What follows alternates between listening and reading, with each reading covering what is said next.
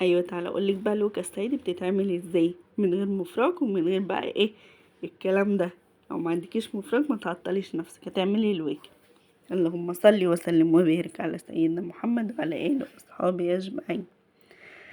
معانا حله فيها شوربه قد مثلا كوبايتين شوربه، وهنحط كوبايه باميه، والشوربه دي مغليه كويس جدا، وهتسقطي الباميه وهي مش مغليه الشوربه، وهنضيف الباميه ونسيبها تغلي مع بعض. الباميه بالشوربه تغلي كويس عشان تتفرك معاكي وبسهوله، وهي على النار نوطي النار وبعدين تضربي بالمضرب. افضلي اضربي اي حاجه مزعلاكي هاتي حله باميه واضربي فيها، طلعي كل اللي مزعلك في حله الباميه دي وهتطلع احلى باميه ويكا صعيدي. افضلي اضربي فيها وهي على النار. وطي النار، اوعي تطفي النار وتشيليها، مش هتتضرب. وطي النار وافضلي اضربي فيها، هتتفرج اكنها بالمفرك بالظبط.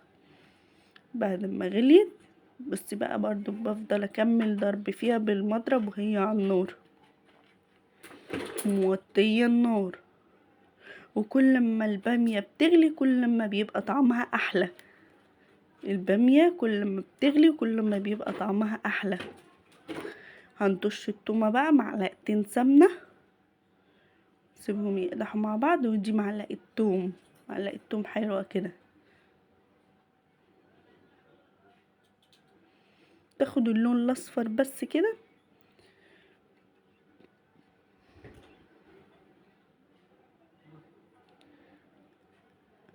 ولو لقيتوا الباميه تقيله سيكه، هي الوكا ما بتبقاش تقيله قوي ولا بتبقى خفيفه، ضيفي مثلا كوبايه شوربه تاني عادي مفيش مشكله.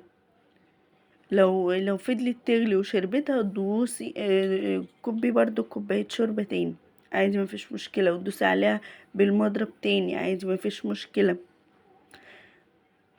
كده احنا هندش التومه بس نسيبها تاخد بس لون اصفر محمرة شويه، بس اللون الاصفر الجميل ده، وربع معلقه كزبره.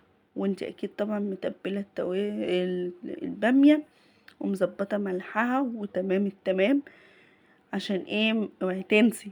بصي ويكا ولا مش ويكا بألف هنا.